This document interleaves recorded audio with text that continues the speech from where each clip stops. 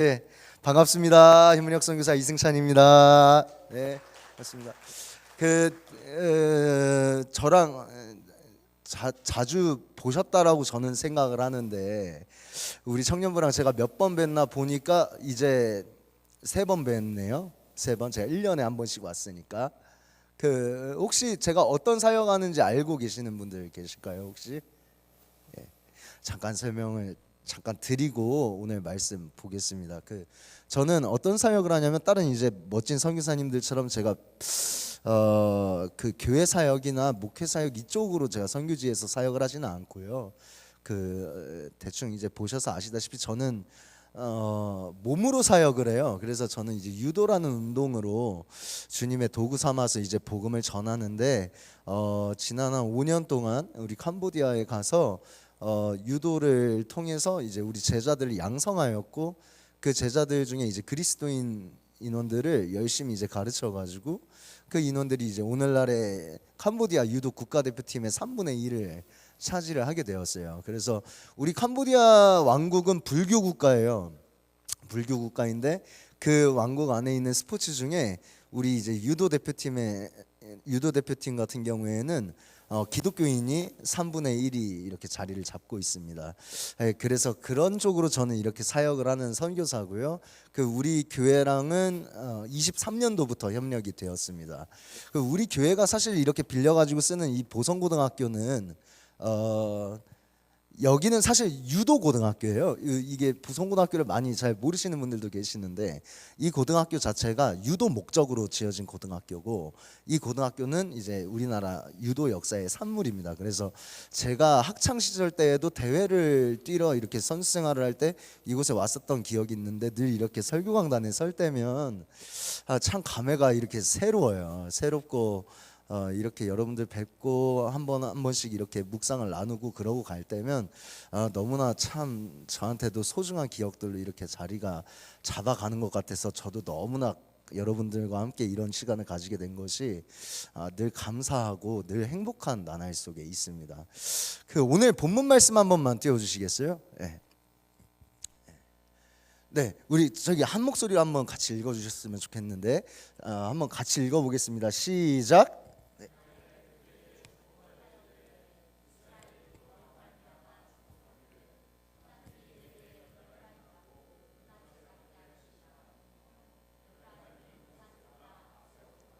아멘. 이 본문 말씀 혹시 모르시는 분들 계세요? 네.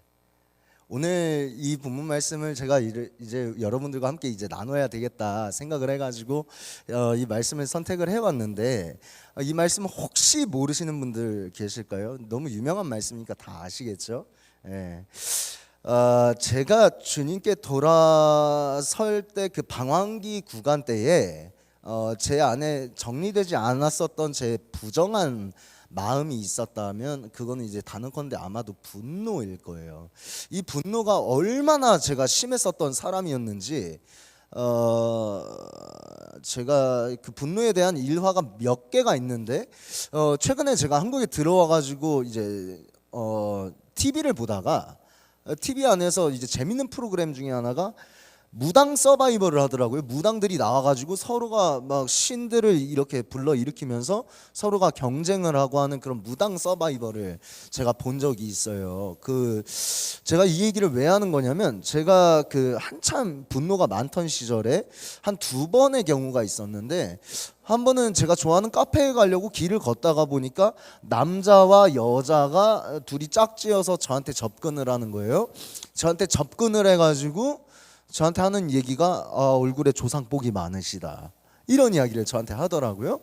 그런데 이제 보통 사람들은 어때요? 그런 일 있으면 이제 바쁘니까 그냥 자기 갈 길 가잖아요. 그런데 이제 제 분노는 나한테 조상복이 많다고 니들 일로 와봐 이렇게 해가지고 싸움을 거는 그렇게 되는 경우가 저한테 꽤 많이 있었어요. 그리고 이제 2번째 사안 같은 경우에는 이제 예전에 이제 저랑 친하게 지내던 형님 하나가 사업소를 하나를 냈는데 그 사업소를 내면 우리가 보통 개업식을 하잖아요. 그래서 개업식을 하니까 그 개업식에다 돼지머리 잘린 거 이제 갖다 놓고서 그 안에다가 이제 돈도 이제 입에다가 끼워 넣고 하는 그런 우리나라 토속 신앙적인 그런 개업식을 하는데 그때 이제 무당을 한 마리를 데려온 거예요, 그 형이. 그런데 이 무당이 이제 용해요. 용해. 예, 그래갖고 제가 그 무당한테 명함 있어요? 했더니 명함을 주더라고요. 광진구 사람이에요. 그래서 이 사람이 광진구 사람이네. 나도 터가 원래 화양리 쪽이었는데 잘 됐다. 내가 한번 가본다 너한테 하고 제가 무당집에 찾아갔어요. 찾아가가지고 보니까 이 무당이 이제 자기 주특기가 있대요. 왜 우리 저기 뭐 선교사들도 뭐 그런 선교사 있잖아요. 어떤 이는 뭐 스포츠로 복음을 전하는 선교사, 어떤 이는 교회 사역을 하는 선교사, 이런 선교사 사역 주특기들이 있듯이 이 무당들도 주특기가 있대요. 그래갖고 넌 주특기가 뭐냐고 물어보니까 이 무당이 자기는 신구 전문이라는 거예요. 신구. 그래가지고 제 앞에서 곧바로 접신을 하기 전에 접신을 하게 되는 그 이 무당이 이제 그 전조 과정이 있는데 이런 이야기를 해요. 할머니 그 이승찬 자손입니다. 93년생 자손입니다. 뭐 이런 소리를 해요.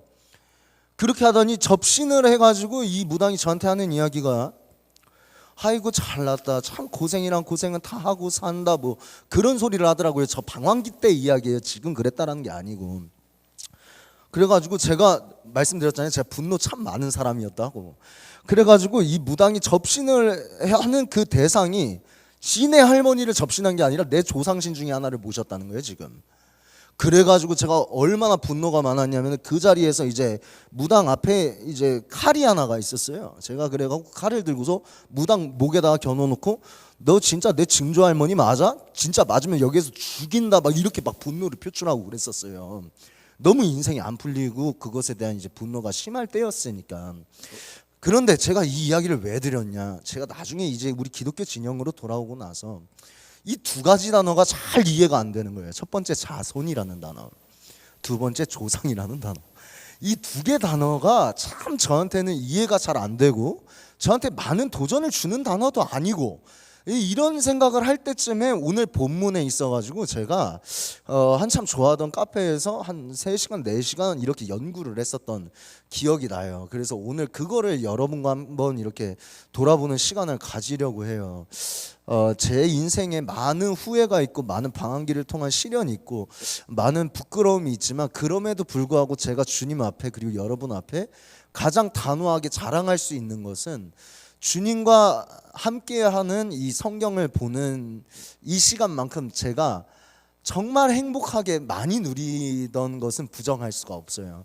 그러니까 주님을 알아가고 주님을 연구하고 주님을 살펴보는 이 시간이 저한테 있었다라는 것은 아직까지도 저의 인생에 큰 자랑으로 남아 있습니다. 그래서 오늘 많은 분노나 이랬었던 많은 재밌는 이야기 대신에 오늘 그때 당시에 제가 이 성경을 바라보면서 우리 기독교인들에게 조상으로부터 대대로 내려오는 복은 무엇일까?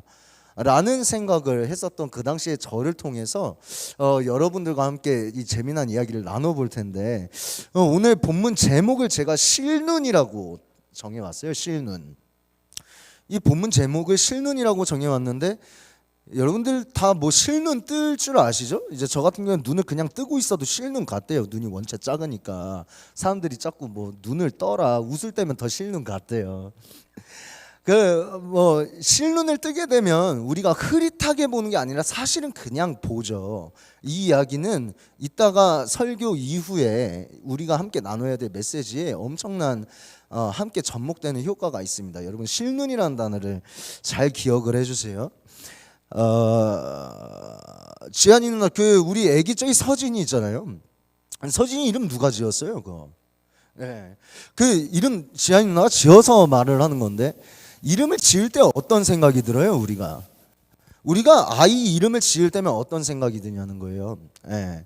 아이 이름을 지을 때는 우리가 원하는 어떠한 감정, 이 아이의 어떠한 미래관, 그리고 부모로서의 나의 생각, 부모로서의 내가 생각하는 아이의 진로, 이런 것들이 모든 것이 투영이 돼서 아이들의 이름으로 가게 돼요. 그런데 곰곰이 생각해 보면 그 아이가 그 이름대로 살아갈까요?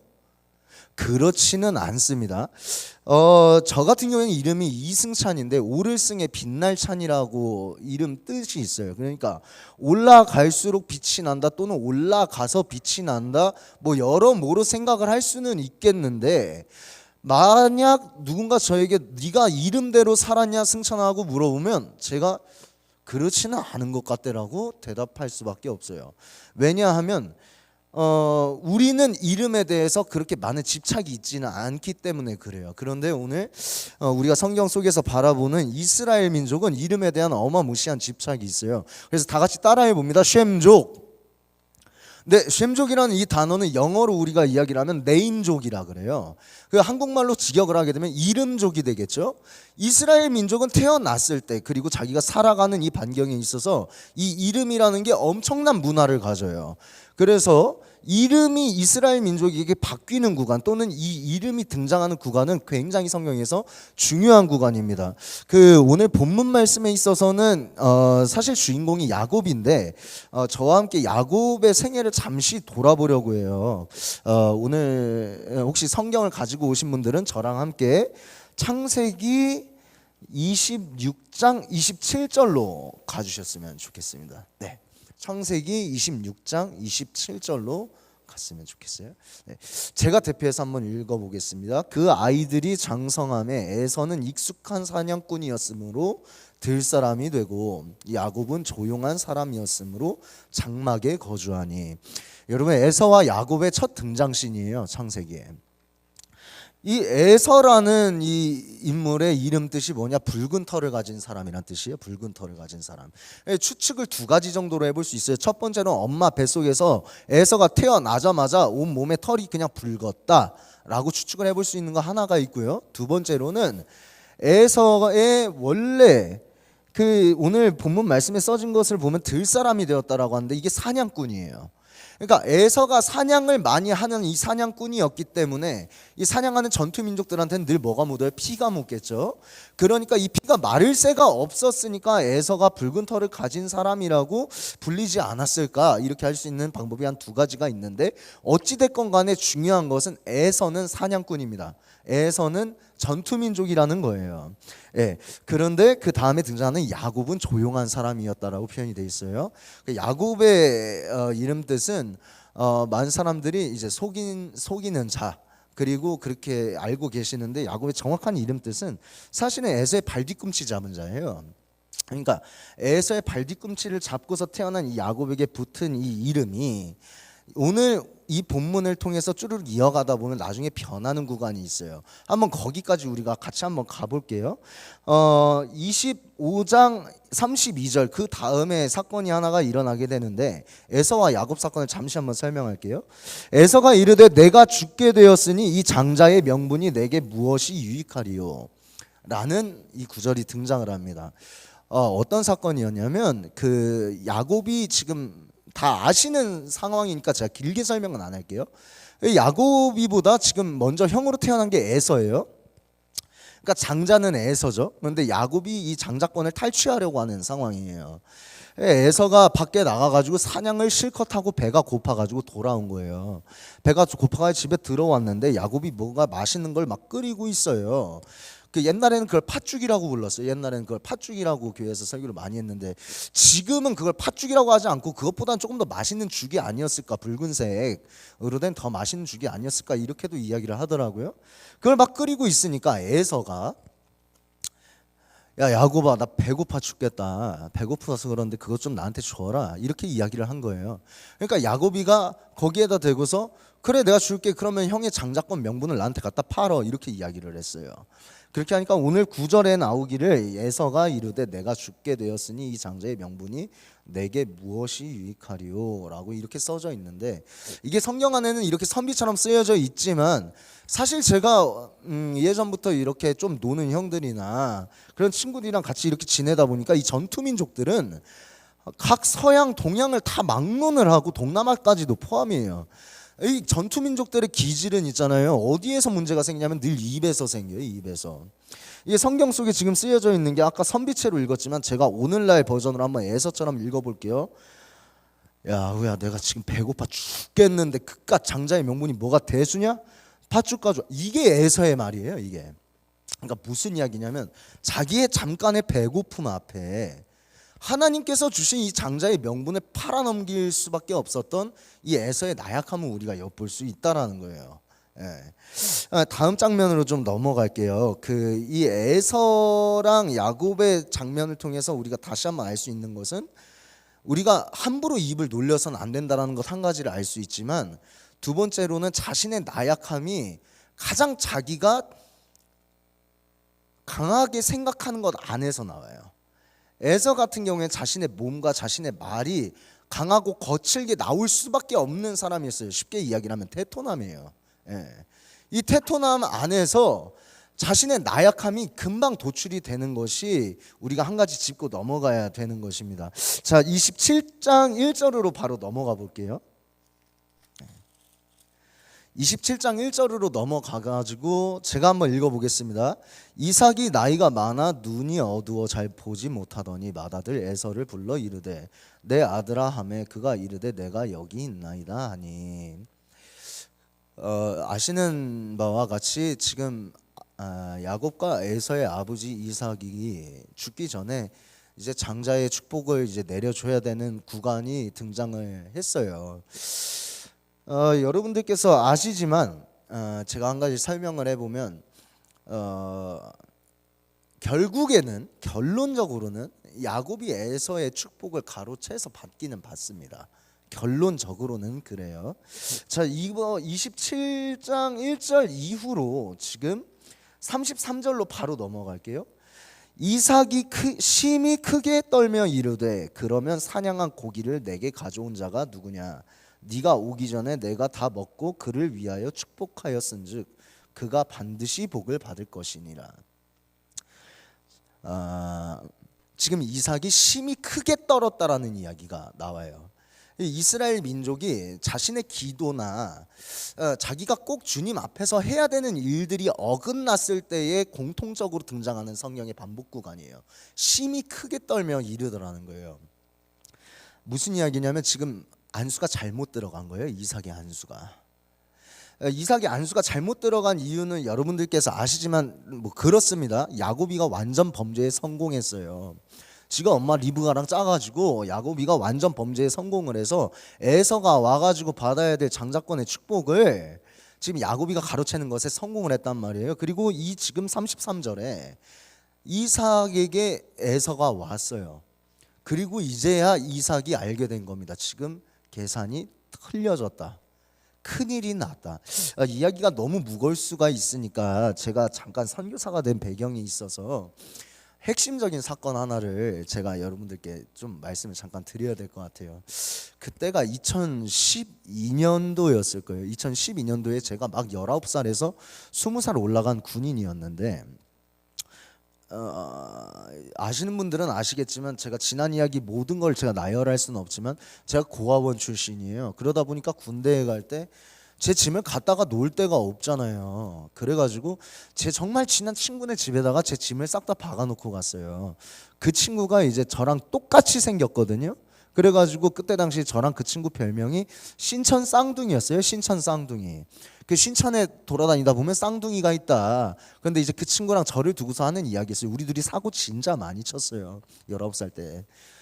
그런데 이제 그 친구네 집에다가 이제 그 제 모든 짐을 두고 갔으니까 군대에서 휴가를 나올 때면은 한 번씩 이제 그 친구네 집에 가가지고 이제 잠을 자고 그렇게 했었는데, 어느 날에 제가 아마 제 기억으로는 상병인가 병장 때쯤인 것 같아요.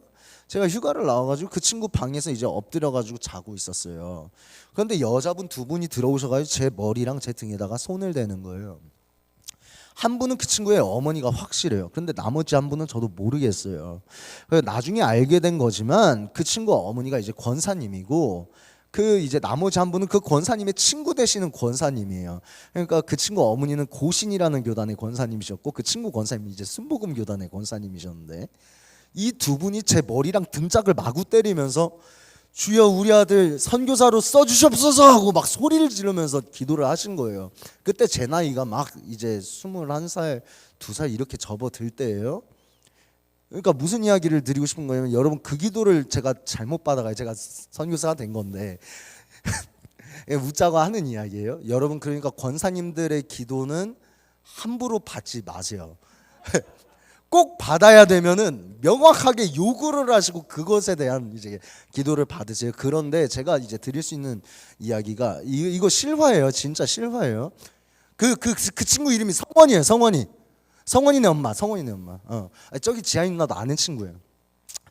그래가지고 그때 그 권사님 두 분이 갑자기 놀래가지고 이렇게 막 기도를 하시다가 제가 뒤를 돌아서 어머니 저는 승찬이고 성원이는 아까 데이트하러 나갔다 사라 누나랑. 예, 아까 사라 누나랑 데이트한다고 진작 나왔고 저는 자고 있었다 이렇게 이야기를 했어요. 그렇게 했더니 이 두 분이 저는 그때만 해도 장난치시는 줄 알았어요. 근데 이 두 분께서 서로를 보시고서 큰일 났다, 기도가 잘못 들어갔다고 굉장히 심각하게 이제 그렇게 말씀을 하시는 거예요.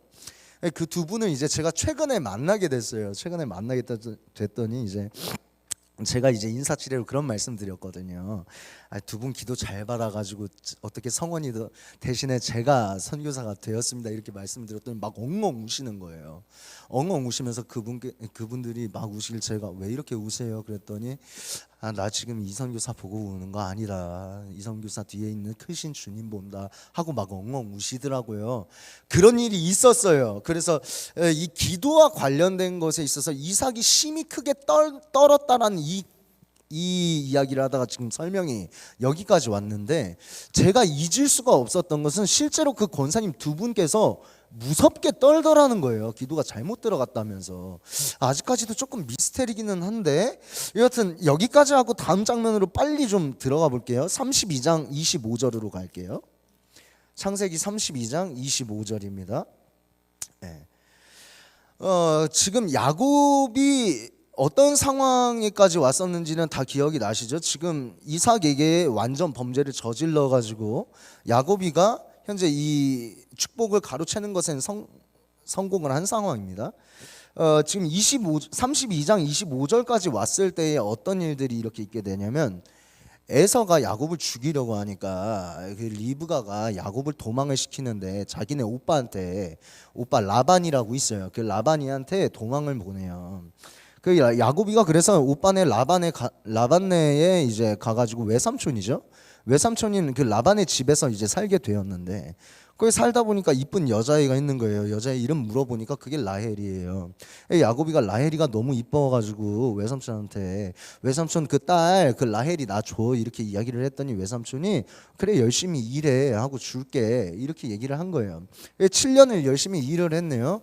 그리고 야곱이가 이제 나 결혼하는 날이다, 이제 라헬이랑 결혼하면 되겠다 했더니 이게 웬걸, 외삼촌이 야곱이를 속여가지고 라헬이를 안 주고 레아를 먼저 줘요. 그래서 라헬은 왜 안 줘? 나 라헬이랑 결혼하고 싶어 외삼촌 했더니 그럼 7년 더 일을 하래요. 7년을 더 일을 했어요. 그래서 라헬이랑 결혼도 했단 말이에요.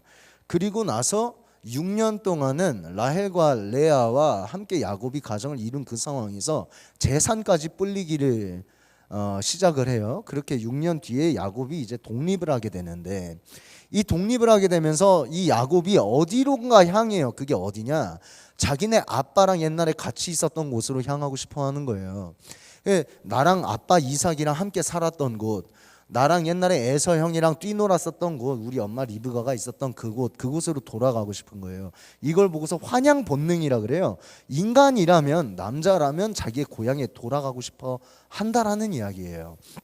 그렇게 해서 야곱이 돌아가려고 하는데, 문제는 지금 상황에 야곱이 두렵기 시작을 해요. 두려워지기 시작을 해요. 아까 잠깐 우리가 이야기를 하고 넘어왔지만, 지금 그 야곱의 두려움이 지금 뭐 때문에 나오는 거냐면 사실 에서 때문에 나오는 건 맞아요. 근데 그 야곱이 에서랑 사이에서 어떤 일이 있었는지는 우리가 지난 구절을 통해서 살펴왔어요. 근데 이것만 가지고 야곱이 두려워하는 건 사실 좀 증거 불충분이에요. 그 어떤 분들은 예전에 어린 시절에 저한테 이렇게 설교하신 분들이 계셨어요. 에서가 아주 못된 사람이었고 야곱이 얼마나 순수한 사람이었는데, 그런 에서가 야곱이를 괴롭혀서 리브가가 야곱이를 오죽했으면 자기 외삼촌한테 보냈겠어, 이렇게 저한테 설명을 하신 분들이 계셨어요. 그러면서 이제 꼭 우리가 이제 머릿속에 떠올리는 이미지는 그 어리고 초라한 소년 야곱, 이렇게 생각을 하죠. 여러분, 그런데 우리가 짚고 넘어가야 되는 게, 리브가에게서 야곱이 외삼촌 라반에게 갈 때 당시 그때 야곱의 나이가 성경적으로 추측을 했을 때에 약 70대 중반이에요. 그러니까 어리고 꼬마 소년 야곱이 엄마 안녕 하고서 라반한테 간 게 아니에요. 성경적으로 추측을 해보았을 때 약 70대 중반 정도의 나이에 야곱이 라반에게 가게 된 경로거든요. 그럼 야곱이 뭐가 그렇게 무서웠을까요 지금? 그 전 장면을 보게 되면 몇 가지 장면들이 있기는 한데 추측을 해보기로는 에서는 그때 당시에 야곱에게 이 장자권을 강탈당해서 이 안수 사건에 이삭의 안수 사건에 있어서 자기가 안수를 못 받았을 때 에서는 이미 가정이 있었어요. 그 당시 족장 문화라고 생각을 해보면 이미 에서는 든든한 자기의 그런 그 뭐라 그럴까요? 이거를 군사 집단이 있었다라고 해석을 해도 무방해요. 그런데 야곱은 그때까지 결혼을 한 기억이 없어요. 기록이 없어요. 그러니까 야곱은 그때에 그냥 철현 당시 혼자인 거죠. 이렇게 생각을 해봤을 때 야곱이 굉장히 목숨을 걸린 위태위태함이라고 바라볼 수 있는 관점이 하나가 있고, 두 번째로는 트라우마인데요. 저는 이쪽에 조금 더 힘을 실는 편이에요. 어떤 트라우마가 있을 거냐. 이 에서는 들 사람이었고 이 사냥꾼이잖아요. 야곱은 집 안에 있는 조용한 성격이었고, 그러니까 테토남인 에서가 어느 날 야곱한테 와가지고 야 야곱아 이거 열어봐라 하고서 상자를 툭 던져요. 그러면 야곱이가 형 나 생일인데 이거 나 생일 선물이 하고 이 상자를 열었더니 그 안에 멧돼지 목 잘린 거 들어가 있고 막 멧돼지 막 팔다리 들어가 있고 이런 거예요. 그러니까 테토남의 방식대로 그렇게 이제 야곱한테 생일 선물을 준 거지. 그러니까 야곱이가 생각을 하는 이 에서라는 거는 우리 형 맨날 피 뚝뚝뚝뚝 나는 거 나한테 갖다 주고 나 좋아하지도 않는 거 막 어느 날에는 형 나 눈이 좀 아파 이러니까 독수리 눈깔 뽑은 거 갖다 주고, 야곱이가 생각하는 에서는 무서운 거예요. 그냥 어느 날에는 야곱이가 생각을 했을 때 우리 형 원래 이렇게 무서웠나? 우리 엄마가 이렇게 무서운 형 낳았나? 생각을 해봤는데 야곱아 그 우리 엄마 생일이잖아. 이거 이따가 엄마 갖다 드려라 하고 박스를 또 하나 갖다 주네. 박스를 열었더니 이번엔 그 안에서 호랑이 목 잘린 게 들어가 있고. 그러니까 얼마나 무섭겠어요 야곱이 생각을 했을 때. 이 트라우마 안에 있었던 이 야곱의 머릿속에 있었던 이 트라우마가 벗겨지지를 않는 거예요. 그런데 이 벗겨지지 않는 이 트라우마 속에서 이 형의 장자권까지 내가 가로채가지고 축복까지 받고 도망까지 나왔으니 나중에 아빠한테 돌아갈 때 얼마나 무섭겠어요. 여태까지 우리가 훑어왔던 이 야곱의 생애를 보게 되면 사실은 속임수랑 깨름직한 야곱의 어떤 모습 속에서 이 야곱이 자기 머리로 생각을 해가지고 처리를 하는 것들밖에 사실 바라볼 수가 없어요. 그러다가 아주 멋진 야곱의 테토남적인 등장씬이 벌어집니다. 제가 한번 읽어볼게요. 25절입니다. 32장 25절. 자기가 야곱을 이기지 못함을 보고 그가 야곱의 허벅지 관절을 치매 야곱의 허벅지 관절이 그 사람과 씨름할 때에 어긋났더라. 여태까지 우리가 봤었던 이 야곱의 모습은 이 속임수쟁이에요. 속임수쟁이에요. 이 얼마나 속임수쟁이냐면은 이 구절 전에 지금 야곱이 에서한테 갈 때 무서워가지고 쫄보가 돼가지고 우리 형이 이 정도면 감정이 좀 풀리겠지 하니까 막 재산 보내고 뭐 보내고 그렇게 하고서 감정부터 풀어놓고 가려고 하는 이 쫄보쟁이 야곱의 모습이 있었어요. 근데 이 야곱이 그날 저녁에 혼자서 남아있다가 이 야곱이 갑자기 씨름씬이 나오게 되는데 이 씨름씬 이후에 야곱의 정체성이 바뀌게 됩니다. 그러니까 처음으로 우리가 보게 되는 야곱의 육탄전이에요. 그리고 처음으로 우리가 보게 되는 대면한 어떤 문제와 대면하고 직면한 야곱에게서 물러나지 않는 그런 야곱의 육탄 모습을 볼 수가 있어요. 제가 가지고 있는 성경에는 이 씨름이라고 써져 있는데 제가 옛날에 이걸 진짜로 우리나라 그 씨름하는 거 그걸로 제가 읽었었어요. 근데 이게 그게 아니고 이게 막싸움이에요. 막싸움. 막 몸으로 싸우는 거 있잖아요. 우리 뭐 한 3가지 정도면 이기잖아요. 사람한테 피내든가 사람 뼈를 부러뜨리든가 갖다 잡아뜨리든가 하면 이기는 거. 그거 막싸움. 그거 하고 있던 거 이거 레슬리드예요 영어로. 이 레슬리드를 하고 있는데 여기에서 야곱이 너무 세니까 그 사람이 이제 야곱의 이제 환도뼈를 친 상황이에요. 쳐가지고도 야곱이 이제 놓지를 않아서 이 야곱이 이제 축복을 이제 달라고 하니까 나중에 이제 결국에 축복을 받게 되는데 여러분들 중에 물론 그러신 분들이 없었으면 좋겠습니다만 잠깐 제가 이 장면을 놓고 잠깐 야곱의 모습을 부연 설명을 할게요. 이 환도뼈라는 게 한 두 가지 세 가지 설이 있어요. 첫 번째로는 그냥 급소다. 네. 두 번째로는 급소 바로 부근에 위치한 강한 뼈다. 네. 세 번째로는 급소 주변에 오른쪽에 있는 고관절 뼈다. 예. 근데 이 어쨌든 간에 이 모든 이 설에 의거를 해서 생각을 해봐도 이게 인간의 생명되는 곳 부근을 때렸다라는 것은 변함이 없어요. 그런데 지금 우리가 보고 있는 이 야곱은 신이 아니라 인간이란 말이에요. 생물학적으로 인간이에요. 이 인간이 싸우다가 이 환도뼈를 이제 맞고 이제 환도뼈가 어긋났어요. 그러면 이거는 제가 이제 오랜 기간 이제 운동을 해보면서 제가 생각을 해보니까 이게 공통적으로 뼈가 어긋나게 되면 우리 인간한테 바로 일어나는 증상이 하나가 있거든요. 그게 이제 병적 단축이에요. 병적 단축. 그러니까 여러분들 안에는 그런 걸 경험하신 분들이 없었으면 좋겠어요. 제가 2년 전인가 됐을 거예요. 2년 전에 제가 이쪽 허리에 있는 이제 디스크가 완전 파열이 되면서 제가 이제 잠깐 다리를 절었었던 구간이 있었거든요, 제 인생에. 지금은 재활에 성공해서 그렇게 하지는 않는데 그때 당시에 허리에 문제가 생겨서 다리를 저는 게 문제가 아니고 디스크가 터지게 되면 제가 아까 말씀드렸듯이 이 병적 단축이 일어나요. 근육이 병적 단축이 일어나게 되면 인간의 몸이 근육이 수축을 하면서 이렇게 변하게 되죠. 네. 이렇게 변하게 되고 걸을 때는 이제 이렇게 걸어야 돼요. 허리 아픈 건데 이렇게 걸어야 돼요. 네. 여러분 바로 지금 이 모습이 환도뼈가 뒤틀렸으면 분명히 근육이 병적 단축이 일어났을 거고 이 상황에서 이제는 에서를 대면하고자 자기의 재산이랑 자신의 가정 모두 다 뒤로 물리고 그 모래바람 사이로 에서 형한테 걸어가는 이 야곱의 모습이 여러분 이스라엘의 서막의 시작이에요. 우리가 생각하는 이스라엘 민족의 지도자의 이 서막이라고 생각을 하면 우리는 어떤 모습을 원해요? 야곱을 원해요? 아니죠. 우리는 에서 같은 모습을 원하죠.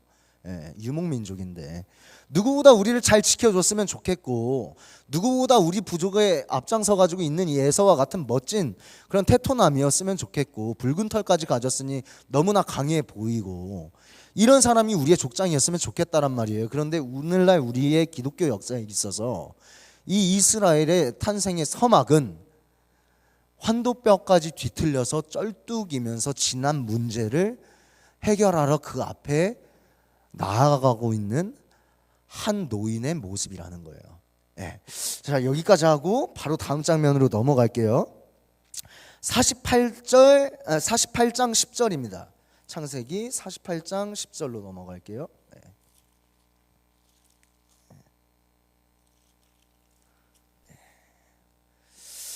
제가 한번 읽겠습니다. 이스라엘의 눈이 나이로 말미암아 어두워서 보지 못하더라. 요셉이 두 아들을 이끌어 아버지 앞으로 나아가니 이스라엘이 그들에게 입맞추고 그들을 안고.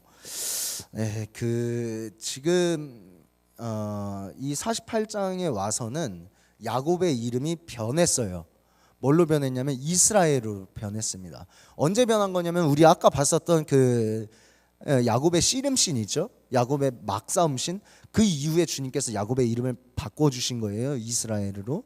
그래서 여기에서 말하는 이스라엘은 야곱입니다. 그러니까 야곱의 눈이 나이로 말미암아서 어두워진 거예요.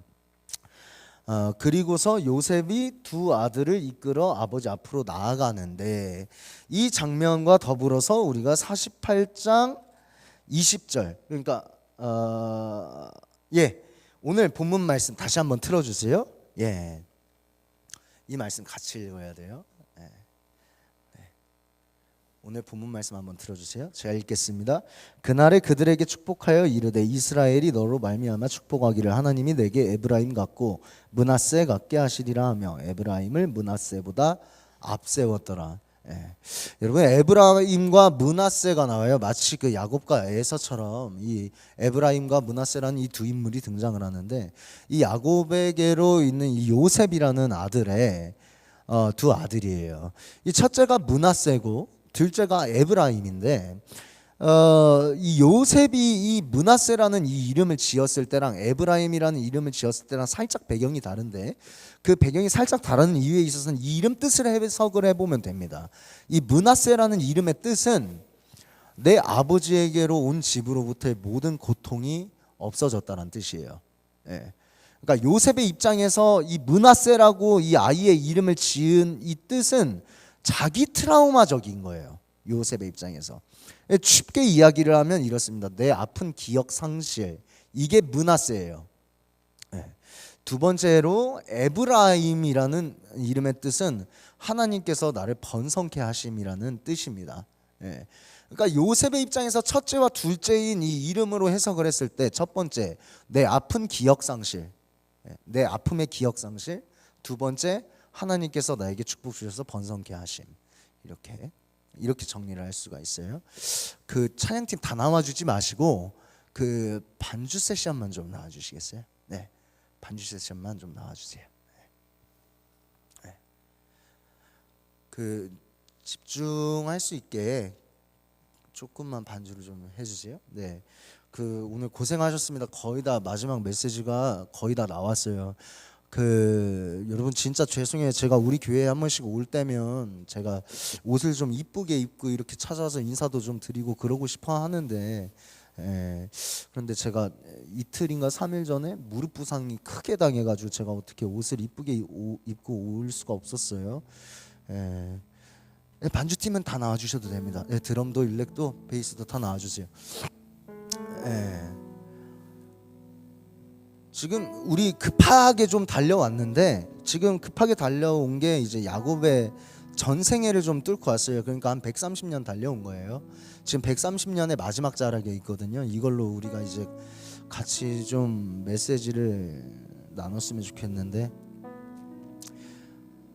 여러분들께서 눈치를 채셨을 수도 있어요. 그래서 그냥 제가 말씀을 드릴게요. 우리가 오늘 쭈르륵 읽고 온 본문을 보게 되면 아주 놀랍도록 닮은 구간이 있어요. 이 동사 구간이 좀 있는데, 그 구간이 어디냐면 오늘 방금 전에 읽었었던 48장 10절하고 이삭이 야곱한테 안수를 줄 때의 씬하고 놀랍도록 비슷해요.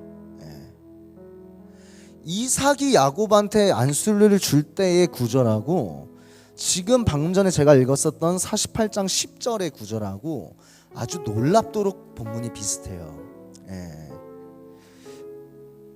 이 두 개를 우리가 대조해서 조금 바라봐야 돼요. 이 두 개를. 이 두 개를 대조해서 바라보게 되면 이삭과 야곱의 이 씬이 너무나 비슷해요. 여러분, 그 야곱은 여러분들께서 아시는 바와 같이 이 다음에 므낫세와 에브라임에게 축복을 줘요. 그런데 어떤 사건이 일어나냐? 이 야곱이 이 손을 이렇게 틀어요. 손을 틀어요. 그러니까 므낫세에게 우수로 손에 축복을 줘야 되고, 이 에브라임한테 이제 좌수로 축복을 줘야 되는데 이 손을 갖다 틀어버린단 말이에요. 그렇게 되니까 성경에 써있기로는 그들의 아버지 요셉이 기분 나빠해요. 안 좋아한다고, 싫어한단 말이에요. 그 상황을 싫어한다고. 요셉의 입장에서 잠깐만 바라볼게요. 아까 우리 이스라엘 민족의 이름이 쉔족에 근거한다라는 걸 잘 생각을 해보세요. 아버지, 여기가 내 지난 기억의 모든 아픔 지워짐입니다. 여기가 둘째, 하나님께서 나를 번성케 하심입니다. 이렇게 데려갔더니 이 야곱이가 이거를 갖다가 뒤집는 거예요. 주님께서 번성케 하셨구나. 네 아픈 기억 잊게 하셨구나. 여러분, 이 상황이 요셉한테는 기분 좋지가 않은 거예요. 왜냐하면 나의 이 아픈 기억이 등한시되는 것 같거든. 내가 아빠 집에서 나와가지고 여태까지 형들한테서 팔려가가지고 애굽에 와가지고 노예 생활을 하고 이제야 좀 총리가 돼가지고 내 아픈 기억들이 좀 있었는데 이거를 갖다 앞세워놔가지고 내 장자로 지어놨더니 우리 아빠가 지금 이 애한테 축복을 안 주려고 그래요. 차자한테 주려고 그런다고. 이게 지금 요셉에게서 일어나는 이 감정적인 효과예요. 그런데 야곱이 여기에서 이야기를 하는 것이 나도 안다, 내 아들아, 나도 알아. 그러나 주님께서 너를 사랑하셔서 번성케 하시고 너의 지난 모든 고통을 잊게 하셨다로 야곱이 이 순서를 갖다 바꿔버려요. 예. 여러분 어떻게 야곱에게 이 완전한 통찰이 나왔는지는 저도 잘 모르고 있었어요. 그런데 오늘 이 말씀을 통해서 우리가 이 메시지를 기억을 하게 되면 우리도 기독교 조상 대대로 내려오는 큰 복 우리도 가져갈 수 있습니다. 제가 아까 말씀드렸다시피 이 이삭의 안수신이랑 야곱의 안수신이랑 놀랍도록 비슷하다라고 말씀드렸었잖아요. 그런데 이 말씀을 잘 살펴보니까 이삭도 야곱도 둘 다 나이가 들었으면은 부정할 것이 없어요. 말씀에 써져 있어요. 나이가 들어서 노쇠했다고 써져 있어요. 그런데 한 가지가 달라요. 딱 한 가지가 달라요. 여러분 이삭의 눈 앞에는 히브리어로 카하라는 단어가 붙습니다. 카하. 이 카하라는 단어가 실눈이에요. 실눈. 그러니까 이삭이 나이가 들어가지고 자기 눈이 많이 노쇠해져서 안 보이기는 하는데 보이기는 조금은 보여요. 조금은 보여요. 그런데 오늘 48장 10절에 보는 이 야곱의 눈에는 로라는 부정사가 붙어요. 로. 이게 무슨 이야기냐면 야곱이 이제 맹인된 거예요. 여러분 우리가 오늘 이 말씀을 통해서 알할 수 있는 것은 여러분 우리가 세상을 향한 우리의 두 눈을 때로 야곱처럼 아예 멀게 그냥 감는 게 낫다란 뜻이에요. 이삭과 같이 눈을 흐리다게 떠서 자신의 고집이 맞을까 확인을 하고 해봐야 어차피 속임수였는데 그게 아니라 세상을 향한 우리의 두 눈을 우리의 두 고집을 야곱과 같이 그냥 아예 낫는 게 때로 낫습니다. 오늘 이 구절이 특히나 여러분들께는 큰 위로가 되기를 원합니다. 자, 마지막으로 한 줄 정리해 볼게요. 우리가 세상을 향한 눈은 당연히 뜨고 살아야죠. 당연히 뜨고 살아야죠. 우리 돈도 벌어야 되고 밥도 먹어야 되고 뜨고 살아야죠. 그런데 우리가 세상을 향한 눈을 감자라고 하는 이 선포는 우리가 세상에 눈을 감았을 때에야 주님을 부여잡는다라는 반증이에요. 이것이 바로 이삭과 야곱의 딱 한 끗의 차이였어요. 세상의 눈을 감고 주님을 부여잡는 우리 포이에마 예수교회의 모든 성도님들이 되시기를 원합니다. 아멘. 오늘 이렇게 해가지고 우리가 긴 구간 한 130년을 이렇게 쭈르륵 돌아왔는데요.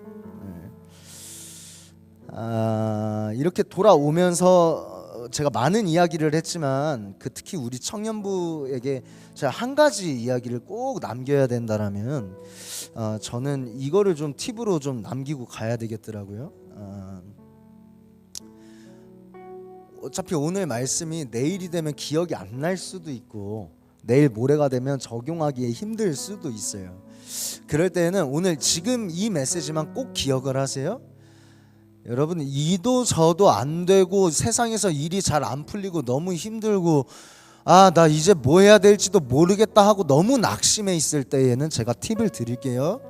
여러분 우리 교회에 조금 붙어 계세요. 여러분 제 말 믿으세요? 너무 안 되고 너무 힘들고 바깥에서 좌절감 오고 낙심하고 아무것도 안 되고 너무 힘들고 그럴 땐 여러분 섬기는 이 교회에 조금 붙어 계세요. 수요 예배도 나오시고 금요 예배도 나오시고 교회에서 막 봉사 시간 있으면 그런 것도 같이 참여해보고 오늘 야곱과 에서의 등장씬을 통해서 마지막으로 근거를 제시를 하고 우리 잠깐 기도할게요. 그 아이들이 장성함에 에서는 익숙한 사냥꾼이었으므로 들사람이 됐고 야곱은 조용한 사람이었으므로 장막에 거주하니. 여러분 조용히 장막에 거주했었던 야곱의 모습을 한번 배워보세요.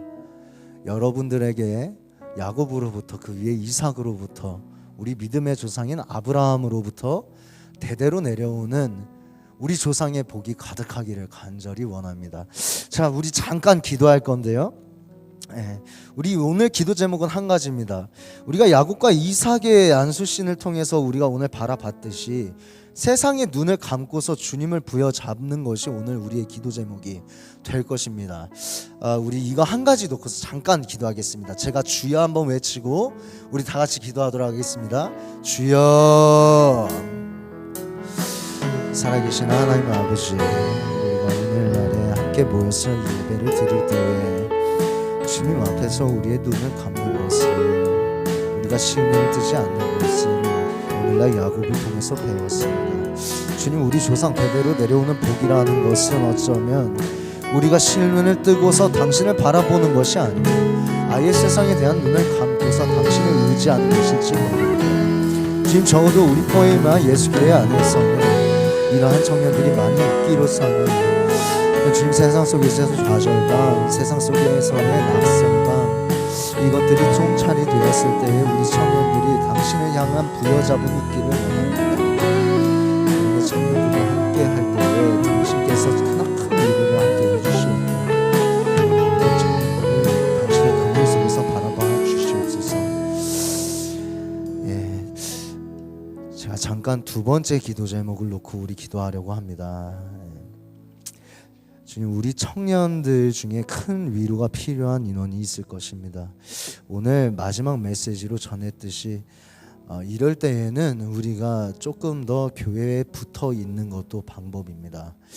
주님, 조용했으나 주의 장막 안에 거하던 야곱의 모습을 우리가 기억하게 하시고, 너무 잘나지 않아도 되니 우리가 너무나 힘들거나 할 때 당신의 장막인 이 교회 안에서 우리가 거할 때에 우리가 받을 수 있는 많은 긍휼한 당신의 위로와 당신의 따뜻한 많은 선물들을 우리가 누리고 살아갈 수 있게 하소서. 우리 이 두 가지 기도 제목 놓고 우리 다 같이 기도하겠습니다. 주여.